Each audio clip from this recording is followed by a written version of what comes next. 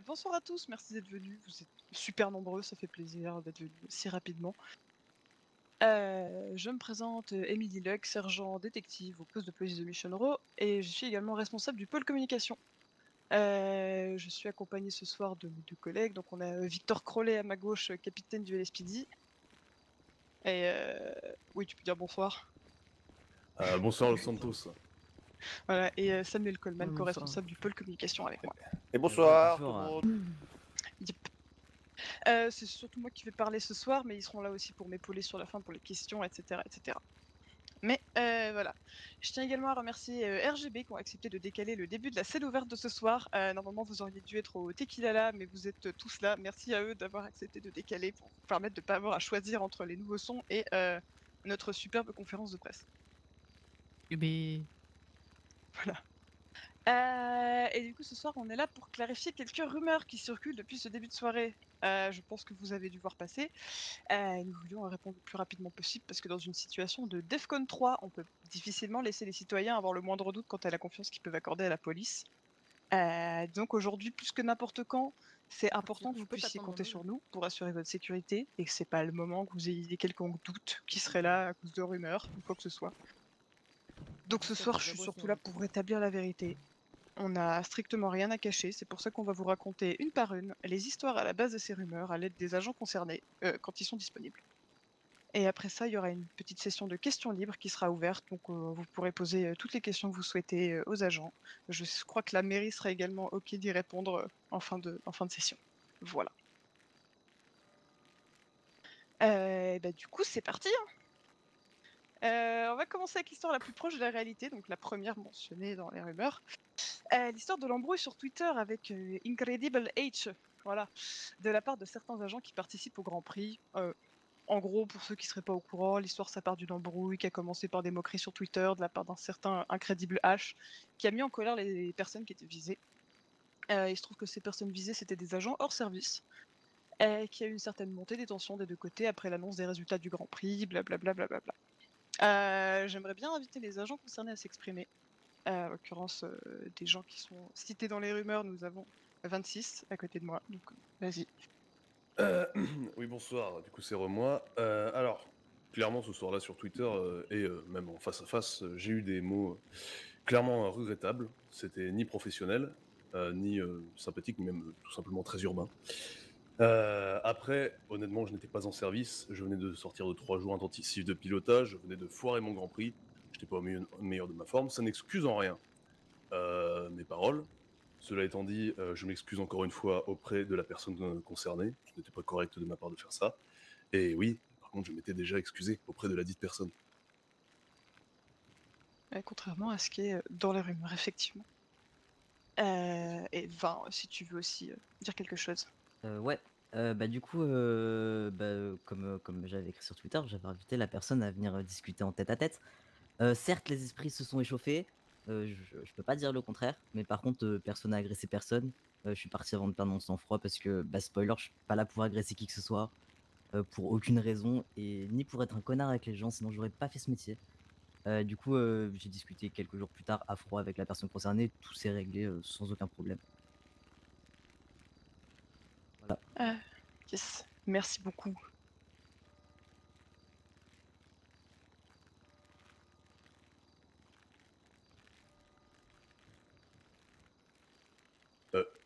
Juste pour une petite précision, je tiens à dire que, pareillement que mon collègue si présent, il n'y a aucune rancœur ou quoi que ce soit des deux côtés. Je suppose que ce soit la personne envers moi ou moi envers la personne. C'était des mots et des esprits qui sont échauffés sur un instant. Après, ce n'est jamais allé plus loin et ça n'a pas de raison d'aller plus loin. Merci. Bon.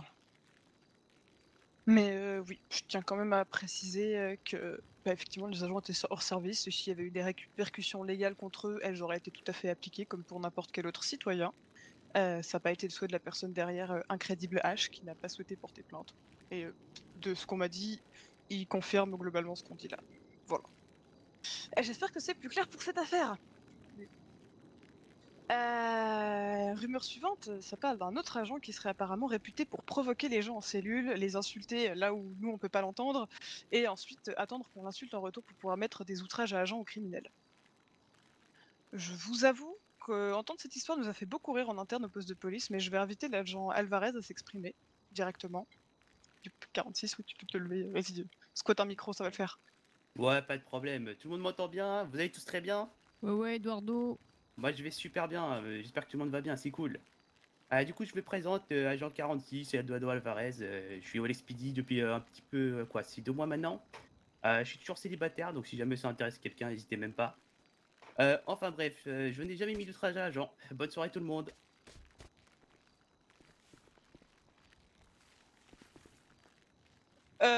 Voilà, merci 46. Incroyable. Bon, bah, Du c'était coup, c'était je cool vous aussi, hein. confirme qu'on a été vérifier les casiers de toute la criminalité, on n'a trouvé aucune amende d'outrage à agent donnée par l'agent 46. Depuis les 2 mois qu'il est au poste de police, j'ai compté, on a mis littéralement 2 outrages à agent depuis qu'il est là. Un des 2, ça a été mis par 20, donc Sam à côté de moi. Et l'autre, c'est moi qui m'en suis occupé. Je peux vous confirmer qu'il n'était pas là. Il n'a pas interagi avec les personnes avant ça. Enfin, voilà. Du coup, je pense que ça règle la question assez rapidement. Pour continuer sur les histoires d'outrage à agent, j'aimerais continuer avec la rumeur selon laquelle un de nos agents 99 s'amuserait à mettre des excès de vitesse bien plus élevés que la réalité et menacerait de coller un outrage à agent si la personne avait le malheur de contester la vitesse. Malheureusement, l'agent 99 est pas dispo ce soir, donc je vais témoigner pour lui parce qu'il se trouve qu'on a déjà entendu parler de cette affaire, enfin, c'est de quoi il est question. Et bon, c'est un peu drôle en vrai. Dans la réalité, il se trouve que l'amende qui a été donnée à la personne concernée, on va la garder anonyme parce que elle est anonyme, et c'est son casier judiciaire, enfin c'est pas un casier en l'occurrence, c'est une contravention. Mais cette personne, l'amende qu'elle a prise s'élève à 100 $. 100 $, si vous ouvrez le code pénal, c'est littéralement l'amende pour excès de vitesse la moins chère qu'on peut mettre. C'est entre 5 et 10 km/h. Donc je sais pas de quoi ils ont discuté, de quoi il était question quand c'était oh là là, mettez-moi, jetez pas autant en excès de vitesse que ça. Parce qu'ils pouvaient littéralement pas mettre une amende plus basse que ça. Mais voilà. Pour cette histoire d'outrage à agent, il se trouve que la personne qui a été interpellée lui a ensuite envoyé un SMS à l'agent en le traitant de connard pour lui avoir mis une amende. Ce à quoi notre agent a effectivement répondu que s'il continuait à recevoir des insultes, la personne risquait une amende pour outrage à agent. Ce qui est à mon sens tout à fait légitime. En l'occurrence, je l'ai mentionné tout à l'heure, il n'y a eu que 2 histoires d'outrage à agent dans les 2 derniers mois, donc effectivement cette personne n'a pas pris d'outrage à agent. Parce que oui, voilà. Je souhaite juste rajouter une petite histoire personnelle à cette rumeur. Sachez que la personne dont il est question ici, c'est la même personne avec qui j'ai déjà eu une altercation suite à un excès de vitesse. Et la même personne qui m'explique que oui, c'est pas sa faute si elle roule à 150 km/h en bas du LSMS, c'est juste que son compteur de vitesse est cassé. Et d'ailleurs, sa pédale de frein aussi est cassée, donc de toute façon, elle peut pas freiner. Et que de toute façon, c'est franchement un move de bâtard que de mettre un radar en bas du LSMS parce que tout le monde roule en excès de vitesse là-bas. Je rappelle qu'en bas du LSMS, c'est là où il y a les ambulances qui sortent pour aller soigner les gens en urgence. Donc non, c'est pas normal de rouler à 150 km/h là-bas. Voilà, bref. J'espère que la lumière est faite sur cette rumeur. Sachez que de façon générale, on est très souple sur les outrages à agents. Genre, on a l'habitude de se faire mal parler et insulter. Bonjour. Et que jamais les agents viendraient mentir à un civil sur son excès de vitesse, encore moins pour une amende de 100 $. Enfin, c'est pas notre but. Nous, on est juste là pour que vous rouliez correctement et convenablement sans faire d'accident et de provoquer des dégâts. Mais voilà, s'il y a certains d'entre vous qui sincèrement pensent qu'on peut effectivement confronter des civils en leur mentant sur leurs excès de vitesse, ça m'inquiète un poil. Mais bref, sujet suivant. Sujet suivant, il concerne l'agent 26 ainsi que l'agent 23, donc le capitaine et un cadet du LSPD, qui pour le coup étant cadet, aucune répercussion sur cette personne ne peut avoir lieu quoi qu'il arrive. À part si vraiment il y a des giga dingueries, mais dans le sens où ce sont ses supérieurs hiérarchiques qui prennent les décisions pour lui. Mais bref. L'histoire parle d'un honnête vendeur de cocktails accusé de vente de la drogue qui aurait été emmené au poste car il s'est défendu contre un bodybuilder qui l'avait agressé. Il se serait ensuite retrouvé en cellule sans qu'on lui dise rien et à cause de ça, maintenant il a un casier judiciaire, il a perdu son PPA. J'étais là. J'étais sur l'arrestation, en l'occurrence j'étais pas sur l'arrestation en elle-même, j'étais dans un véhicule à côté. Et aussi, j'ai accès au casier de Monsieur Cocktail. Mais je vais laisser 26, qui est du coup à côté de moi, s'exprimer sur ce qui s'est passé. Rebonsoir, du coup, ça fait longtemps et c'est pas la dernière fois d'ailleurs. Du coup, Monsieur Cocktail a été confronté lors de cette fameuse interpellation en même temps qu'une autre personne pour déterminer laquelle des 2 personnes avait vendu de la drogue, étant donné que 2 personnes se baladaient ensemble. La personne que nous appellerons Madame Dope pour un peu de suspense a fini par se dénoncer elle-même, alors que les deux, après que Monsieur Cocktail ait tenté de la couvrir, cependant, ce même Monsieur Cocktail ne voulait pas en démordre et a commencé à dire que c'était inadmissible, que nous faisions de l'abus de pouvoir, terrible, à mort les flics, bref, tout ça. Je précise que du coup, nous avions vu, peu avant ça, Monsieur Cocktail agresser quelqu'un juste avant de l'interpeller, juste avant que nous l'interpellions. C'est pour ça que nous avons décidé de le questionner à propos de ça. C'est à ce moment-là qu'il nous a expliqué qu'il l'avait frappé en prévention, car la dernière fois, un de ses collègues s'était fait attaquer par un bodybuilder, donc c'est de la légitime défense de les attaquer en premier. Évidemment, c'est comme ça que ça fonctionne, la légitime défense. Du coup, on l'a laissé là avec un simple avertissement en embarquant Madame Dope et on a appelé les médecins pour le bodybuilder au sol. Du coup, Monsieur Cocktail ne s'est pas fait emmener au poste, ni même en cellule. Il n'a eu aucune conséquence suite à ses actions. Voilà. Contrairement au rumeurs qui disent qu'il a été emmené en cellule et abandonné sans qu'on le parle, sans qu'on lui dise quoi que ce soit. Enfin voilà. Il est resté sur place, il est resté à la plage. Mais voilà. Et c'est d'ailleurs pas non plus pour ça qu'il a perdu son PPA. Les rumeurs font mention d'un casier judiciaire qu'il aurait eu suite à ça et qu'il aurait fait perdre son PPA. Il avait juste déjà un casier judiciaire avant ça, et du coup on s'en est rendu compte à ce moment-là. Et que oui, s'il s'agit de négligence de notre part, on n'avait pas réalisé qu'effectivement il avait un PPA et un casier. Du coup on en a profité à ce moment-là pour lui faire retirer son PPA. Mais c'est pas à cause de ça qu'il a eu le retrait de son PPA. Voilà. Rumeur suivante. Et s'il vous plaît, agressez pas des gens. Merci. Mais rumeur suivante. Rumeur suivante, elle est surtout basée sur Et une merci méconnaissance du code l'ULSPD pour la pénal. prévention. Une histoire selon laquelle des personnes coupables ont été menacées d'être amendées malgré qu'elles n'avaient pas prêté serment, ou je sais pas trop, enfin des personnes coupables de parjure alors qu'elles n'avaient pas prêté serment, tout ça.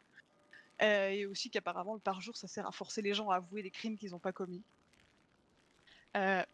Juste, il existe deux peines différentes. Il y a le faux témoignage et il y a le parjure, qui sont deux choses différentes, même si en soi ça parle de la même chose, ça parle de mentir à un agent de police.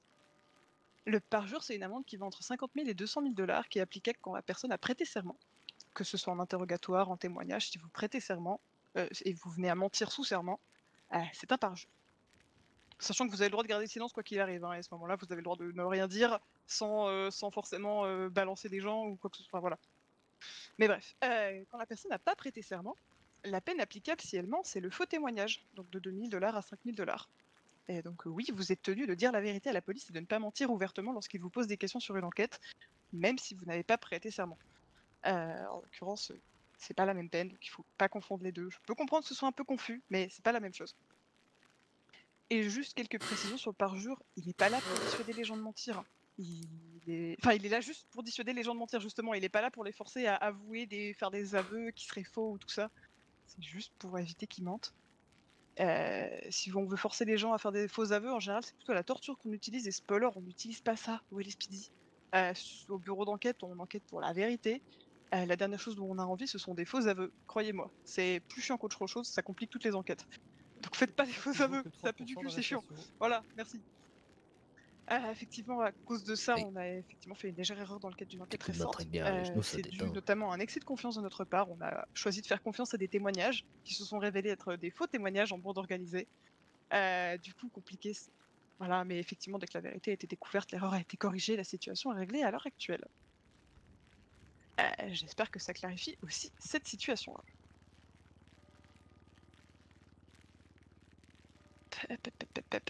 Histoire suivante. L'histoire suivante, elle concerne pour changer le capitaine, qui aurait couvert la falsification d'identité d'un proche, ce qui serait apparemment du délit de favoritisme. Ok. J'avoue que je connaissais pas cette histoire, mais du coup le capitaine me l'a raconté tout à l'heure. Je pense que s'il couvrait quoi que ce soit, il l'aurait probablement nié, mais je vais laisser 26 parler sur ça. Alors, du coup, c'est moi, effectivement, je crois, je ne suis pas complètement sûr, mais je crois que cette histoire fait référence à une histoire d'il y a quelques semaines. Une proche m'a informé qu'elle s'était déguisée plus tôt dans la soirée. Bon, sur le coup, j'avoue que j'ai dit cool, j'espère que tu t'es bien amusé parce que je n'y voyais rien de bizarre, vous savez. Je ne suis pas là pour enquêter sur les personnes proches de moi, je suis même pas là pour enquêter de base, ce n'est pas mon taf. Quelques jours plus tard, j'ai cru comprendre que c'était allé un peu plus loin et qu'apparemment il y avait eu falsification d'identité. Ça commence déjà à remonter cette histoire. Sur le coup, j'ai juste dit à la personne que ça me ferait chier de la mettre en prison, ce qui est le cas. Mais l'histoire s'arrête là, parce qu'on n'a jamais reçu de plainte ou quoi que ce soit à ce sujet. S'il y a une enquête qui s'ouvre, j'en ai rien à faire et la personne prendra ce qu'elle doit prendre. C'est la loi et c'est la loi et c'est tout. Je suis capitaine de police, c'est pas pour user et abuser de mon pouvoir. De toute façon, ce sera une enquête, et je suis pas enquêteur. Et il y a beaucoup trop de mots dans les rapports, c'est pas pour moi. Merci, capitaine. Toujours un plaisir. J'adore les mots. Mais sinon, sachez que pour du délit de favoritisme, pour couvrir quoi que ce soit, il faut quand même activement cacher des preuves ou des informations dans le cadre d'une enquête. Sans plainte, il n'y a pas d'enquête. Difficile de couvrir quelqu'un sur une enquête qui n'existe pas. Enfin, il y a des fois des enquêtes sans plainte, hein, mais en l'occurrence, je vous avoue qu'on n'a pas spécialement beaucoup d'infos sur la situation, donc compliqué. Et c'est normal de ne pas vouloir qu'un proche finisse en prison. Ce qui est illégal, c'est d'activement aider la personne à échapper à la justice, mais c'est pas le cas ici. Et je vous confirme que s'il devait y avoir une plainte, l'enquête serait menée comme n'importe quelle autre par les enquêteurs du bureau d'enquête. Et le capitaine cherchera pas une seule seconde à nous en empêcher, soi-disant assuré, je suis même pas sûr qu'il lira le dossier. Mais Il y a trop de rumeur mots. suivante. Trop de Oui, mots. mais il y a oui, trop de mots. J'adore que vous lisiez ce que je fais. Non, c'est faux, en vrai, il lit les rapports, mais oui. Si, tu les lis. Du coup, rumeur suivante. Apparemment, les pits seraient une agression à l'arme par destination extrêmement Encore, dangereux et pas les encore, agents pas du encore, SPD allez-y, pitent allez-y. à vue lorsqu'ils Ah, voient bon des véhicules courage. qui se ressemblent un peu. Restez-moi pour ce que Ok, j'ai bon, sachez d'abord que le PIT, c'est une procédure interne du LSPD qui est réglementée, tout à fait légale à utiliser et qui ne relève pas d'une infraction quelconque au code pénal. C'est comme, je sais pas, quand on vous saisit des objets illégaux, quand on fouille des criminels dans les états d'arrestation. C'est réglementé par une procédure. C'est légal, c'est un agent vous fouille et vous prend des trucs. Par contre, si c'est pas un agent de police qui le fait, désolé pour vous, vous êtes en train de vous faire raqueter. Et là, c'est illégal. Mais du coup, oui, si effectivement vous faites pit par des gens dans la rue, voilà, pas fou. Si c'est le LSPD dans le cadre d'une course-poursuite, en général, vous faites pas pit pour rien. Voilà. Je veux juste clarifier comment ça marche les procédures pour le pit, histoire que ce soit un peu plus au clair. Mais du coup, les agents ont le droit de demander l'autorisation de pit lorsqu'une course-poursuite dure plus de 5 minutes, ou si les conducteurs sont vraiment dangereux, ou alors s'ils se font pit volontairement en premier. L'un des plus hauts gradés en service, si possible quelqu'un qui participe pas à la course-poursuite peut ensuite choisir d'accorder ou non l'autorisation de pit. Une exception, entre guillemets, existe à cette procédure lorsqu'il s'agit d'un véhicule strictement identique aperçu sur 3-4 supérettes, genre dans un délai rapproché, et qu'il s'agit de quelqu'un qui conduit trop dangereusement pour qu'on puisse le suivre sans mettre en danger la population. Ce qui fait qu'on n'a toujours pas arrêté cette personne à ce stade. Genre vraiment, là, ça fait quand même un moment que le même véhicule, en tout cas véhicule 100% identique, une baraque des supérettes, qu'on n'arrive pas à le choper. Effectivement, dans ce genre de cas, l'autorisation de pit peut être donnée un peu plus tôt afin d'avoir une chance d'intercepter le braqueur. Parce qu'une personne qui ne s'arrête pas et qui est visiblement en série de braquage, oui, il faut l'arrêter. On prend peut-être le risque qu'il ne s'agisse pas de la même personne, mais on préfère prendre ce risque plutôt que de laisser un criminel braquer des supérettes librement sans aucune répercussion. Et au pire, j'ai envie de dire, on a arrêté un braqueur de supérettes. Hein. Mais voilà pour cette histoire. La rumeur suivante, elle est un peu plus spécifique et un peu plus touchy. Elle concerne un de nos agents qui détesterait et tabasserait des sans-abri. Alors malheureusement, il n'est pas présent ce soir pour témoigner, donc on va faire avec les moyens du bord. Il faut savoir que c'est un sujet qu'on a déjà évoqué avec lui. Il nous a clairement affirmé qu'il n'avait jamais agressé qui que ce soit en premier. Ça lui est arrivé uniquement dans des situations de self-défense. Mais de notre côté, on n'a jamais eu de remontée extérieure concernant des agressions, que ce soit en service, hors service, enfin peu importe. C'est des rumeurs qui tournent, c'est à peu près tout.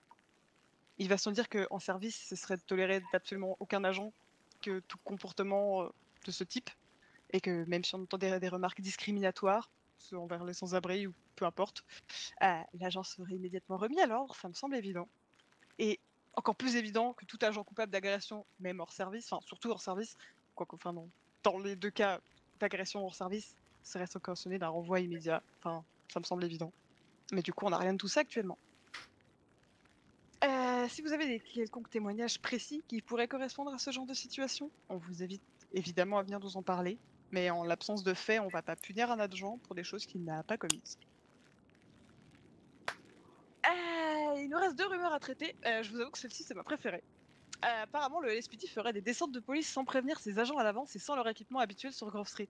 Ah oui. Ah ouais, c'est celle-là que j'attends. Alors, si l'équipement habituel, ça fait C'est référence à marrant, des celle-là.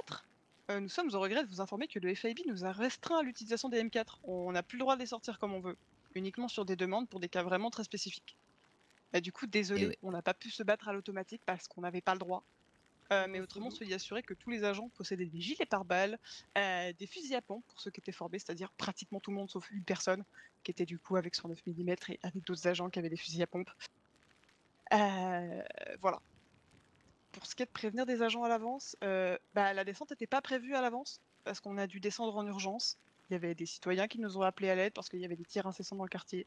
C'est difficile dans ce genre de cas de prévoir à l'avance, d'avoir averti les gens, enfin les agents, et d'avoir établi un plan d'attaque clair. Mais c'est comme n'importe quel braquage, c'est-à-dire que demain il y a une flicka, je vais pas appeler mes agents en leur disant bon bah écoutez demain il y a flicka, bah non, du coup, je suis pas au courant. Donc on nous appelle, on réagit immédiatement pour protéger la population au péril de notre vie. C'est notre métier. Voilà. Et dernière rumeur de la liste, c'est le fait qu'apparemment il y a des agents qui tapent dans les saisies de drogue pour de la consommation personnelle. Alors, aucun agent n'est cité dans ces rumeurs, juste ça pourrait être n'importe qui. Mais du coup, sachez que le LSPD garde un suivi intensif des saisies, qui sont co-surveillées par les CEO gradés. On a tous un visuel dessus. Toute disparition de drogue aurait été remarquée, et du coup, on peut vous affirmer que c'est pas le cas. Y a rien qui manque dans les saisies. Après, si vous avez des sources officielles qui vous disent le contraire, on est prêt à l'entendre, mais en attendant, on peut vous fournir un relevé régulier des saisies qui remonte jusqu'à janvier 2022, je crois. Ça fait plus d'1 an et demi de relevé régulier, plusieurs fois par semaine. Donc je sais pas quoi vous dire de plus, du coup, bon, on va s'arrêter là, je pense. Juste avant de conclure, j'aimerais juste revenir sur 2 points qui sont évoqués dans les rumeurs pour lesquels on n'a aucune idée de ce dont il peut s'agir, donc on peut pas vraiment y répondre. Il y a juste une mention d'un agent qu'on aurait menacé de mettre un refus d'obtempérer alors qu'il s'était trompé sur une amende et que les criminels essaient de lui dire, mais que l'agent l'a pas entendu. On n'a pas tout compris, mais du coup, personne parmi les agents, que ce soit au gradé ou agent, voilà, on n'a aucune idée de ce dont ça parle. Ça nous semble juste très étrange de menacer quelqu'un de mettre un refus d'obtempérer pour quelqu'un qui dit que l'amende est fausse, mais enfin, s'il y a des gens qui en savent un peu plus dans le public, on vous invite vraiment à le partager pendant la session de questions ouvertes parce qu'on est curieux. Et du coup, tout pareil pour le truc qui parle de délit de favoritisme du capitaine au sein du poste de police. S'il y a moyen d'avoir des éclaircissements, ce serait top parce que nous, on voit pas. Et pourtant, on est les premiers concernés. Voilà, j'arrive doucement à la fin de mon monologue. Je voulais juste passer d'abord le micro à monsieur le procureur qui souhaitait dire un petit mot sur cette affaire. Monsieur le procureur, oui, je vous invite à vous lever. Nickel. Oui, vous inquiétez pas. Bonsoir tout le monde. Je tenais à rappeler que le bureau du procureur assure un service de surveillance sur le travail du LSPD. Cette surveillance est faite de manière continue et avec assiduité. Différentes enquêtes ont été faites et d'autres sont encore en cours. Pour les enquêtes qui sont déjà terminées, aucune preuve n'a été trouvée pour permettre d'inculper le LSPD ou certains agents. Sachez que si des preuves à charge sont reçues par le bureau du procureur, nous nous efforcerons de répondre de manière équitable et juste à ces preuves. La justice triomphe toujours et le bureau du procureur souhaitait également apporter tout son soutien aux agents du LSPD. Merci. Merci beaucoup, monsieur le procureur. Du coup, on est arrivé à la fin. J'espère que ça aura pu vous apporter des éclaircissements quant à ces rumeurs que vous auriez pu lire ou entendre. J'espère que vous pensez pas sincèrement que le LSPD soit coupable d'abus de pouvoir, d'agression, de chantage, d'atteinte à la dignité humaine ou autre délit de favoritisme. Mais si c'est encore le cas, vous êtes libre de poser des questions juste après. Je passe juste la parole au capitaine qui souhaitait dire un petit mot de la fin. Bon, du coup, que vous croyez ou non à ces rumeurs, que vous ayez aidé à les propager ou non, que vous me trouviez vulgaire, brute, que je manque de finesse ou que vous n'aimiez pas ma manière de parler ou de faire, j'ai toujours eu à cœur de vous défendre tous, et c'est ce à quoi je dévoue ma vie depuis des dizaines d'années où j'ai intégré la police. Et même si ça me désole d'entendre ce genre de rumeurs proférées à mon encontre, sans que personne n'ait ne serait-ce que tenté de m'en parler au préalable, ce qui me semblait pourtant être le minimum des choses, je continuerai à faire ce que je fais depuis 1 an maintenant, c'est-à-dire être là pour vous, que vous m'aimiez ou pas, et que vous le vouliez ou non. Merci. Et merci, capitaine. Dernier mot, promis, cette Eh fois c'est ben, moi, vraiment le c'est dernier clair. mot que je voulais glisser en tant que détective et ex-universitaire. Faites attention aux sources. Lorsque vous écrivez ou lisez quoi que ce soit, renseignez-vous sur les sources. S'il n'y en a pas, ça pue du cul. Merci à tous, et du coup, si certains ont des questions, c'est le moment, voilà, la session est ouverte. Oui, monsieur, c'est monsieur Langford, je crois, oui. Alors attendez, ouais, alors. La première sur Monsieur Cocktail, là, je crois que je sais de quoi il s'agit, parce qu'on m'a raconté une histoire à peu près pareille. Je pense qu'il y a une erreur du journaliste, parce qu'il a jamais dit avoir été arrêté. Après, je sais que ça a été un peu houleux avec le capitaine, notamment parce que la personne concernée devait venir me chercher au LSMS. Et que, en tout cas, si son PPA ne lui a pas été retiré pour ça, il faudrait lui repréciser parce que lui, c'est ce qu'on lui a dit au poste. Voilà. Bon, après, j'ai d'autres questions, mais si vous voulez répondre à celle-là, je... Yes, bah peut-être qu'il y a eu effectivement une erreur de communication à ce sujet-là, même si effectivement, j'imagine que la personne est au courant qu'elle n'a pas reçu de peine vis-à-vis de ça, vu qu'on l'a pas amendée ni mise en Oui, garde à vue ou justement, quoi c'est que ce même soit. pour ça qu'il Mais n'a pas oui, ok. compris pourquoi il y avait retrait de PPA, alors que du coup, sur ce truc-là, il Oui. n'avait pas été inculpé. C'était ça, justement, le méli-mélo. Ok, bah le méli-mélo, c'est juste que c'est à ce moment-là qu'on a réalisé qu'en fait il avait un casier judiciaire. Voilà. Ok, bah ouais, je pense qu'il faudra lui redire Ok, ça et bah, à la personne. ça sera fait. Deuxième, ouais, l'histoire du parjure, pareil, je sais de qui il s'agit. Et en fait, bah, encore une fois, c'est ce que la personne du LSPD lui a dit. Que si elle ne disait pas le truc, elle prendrait parjure et non pas faux témoignage. Est-ce Donc que c'est c'était peut-être en aussi... interrogatoire ou c'était en témoignage? Parce que si c'était dans le cadre d'un interrogatoire qui a eu lieu en second temps, effectivement, à ce moment-là, c'était un parjure, si elle avait prêté serment à Bah, tout personne. ce que je sais, c'est que justement, il n'y a pas eu de serment et la personne lui a dit que si elle disait pas la vérité, elle prendrait parjure. Donc je pense qu'il y a aussi méli-mélo à ce niveau-là. Je vous avoue que c'est pas moi qui menais l'enquête, mais on a des enregistrements en général, c'est en cellule, enfin en cellule d'interrogatoire. Du coup, on se renseignera, j'imagine, mais je vous avoue que Oui, bah, c'est pour ça que ça je... m'étonnerait, parce que je sais qui a mené l'interrogatoire et c'est quelqu'un qui est bien au courant de ces différences-là.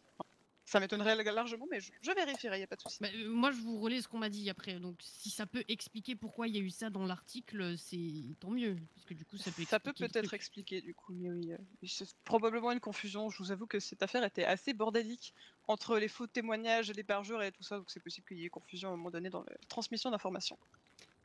Oui, bah, tant mieux du coup si on arrive à le savoir. Autre question. Enfin, il en reste deux, je vous rassure, après c'est plus très long. L'histoire du... Putain, de la... Oh merde, je vais y arriver. De Grove Street, je crois que ce qui a choqué le journaliste, c'était pas les armes, mais le fait qu'ils étaient pas en tenue SWAT. Alors, en soi, c'est la même chose qu'une descente, enfin une opération de police sur une flica. Je suis pas sûre que ça ait déjà choqué qui que ce soit qu'on soit pas en tenue SWAT sur une flica. Juste, on est descendu parce que il y avait des tirs, donc on y va, on est armé, on a mis un gilet pare-balles. C'est des tenues qui sont tout à fait réglementaires côté LSPD. Ok. Oui, non, parce que, ouais, pour le coup, j'avais discuté de ça avec le journaliste et il parlait plus de ça que des armes. Ok. Et la dernière chose, c'est un des trucs qui me titille le plus, l'histoire de Monsieur 99 qui tabasse des SDF. Malheureusement, je suis au regret de vous dire que c'est lui-même qui s'en vante, 99. Hein. Il y a plusieurs personnes, j'ai entendu plein de gens m'en parler, de ce genre de choses. C'est l'agent lui-même qui s'en vante. Je ne crois pas qu'il a déjà été pris sur les faits, mais lui dit qu'il le fait en tout cas. J'ai juste une question. Est-ce que vous avez Oui. entendu l'agent 99 directement s'en vanter? Ou c'est des Moi, gens qui vous ont dit qu'ils s'en vantaient? Moi personnellement non, mais j'en ai entendu beaucoup qui disaient qu'ils l'ont dit devant eux par contre. Donc peut-être vous rapprocher Putain, mais de moi qui ces pensais gens que les gens qui étaient cons, mais en disent fait qu'ils ils sont l'ont juste entendu. totalement crédules. Voilà, Il a dit, c'était il a juste dit, pour il a ça. dit, il a dit. Putain, je savais pas qu'on était revenu en primaire, c'est désolant. Autre chose. Si c'est en lien avec ça. Non, c'est en lien avec Ah, c'est en ça. lien, ok. Ouais, alors si je peux me permettre, moi j'ai déjà posé la question à 99 et on a déjà, enfin on s'est déjà retrouvé en présence de SDF face à nous. Il n'a pas été violent avec eux. Alors certes, effectivement, il fait bien savoir qu'il les aime pas, mais à aucun moment il a été violent avec eux, en tout cas pas en ma présence. Donc voilà. Bon, bah super, une fois il a pas tabassé des SDF. Je tiens également à préciser que sans preuve, aucune inculpation ne peut être possible. Si ce n'est encore que des rumeurs, rien ne peut être fait sur les dires de C'est une ou facile, plusieurs là, personnes. j'arrive demain, je dis que le capitaine m'a dit ça, c'est bon, il est viré. Non mais ils sont totalement cons les gens. Ah, ben bon, au sort, j'appelle le Weasel. Hein. Balancer toute la rumeur. Après, dans tous les cas, ce sont des choses qui vont être vues avec lui, et si effectivement il y a... Enfin, ça s'avère que ce sont des vraies rumeurs, mais je l'ai dit tout à l'heure, mais effectivement, il y aura des répercussions. Mais pour l'instant, ce sont simplement des rumeurs, donc je les traite comme des rumeurs. Est-ce que d'autres gens ont des questions? J'ai une question, moi. S'il vous plaît, j'ai une question. Allez-y, monsieur. Je voudrais savoir pourquoi le procureur il se fait passer pour un journaliste. Est-ce que ça a un rapport avec le sujet de la conférence? Ah bah non, pas du tout. Mais bon, c'est quand même chaud, hein. Ah, du coup, je vous invite à aller lui poser la question directement. Ah ouais, je vais faire ça.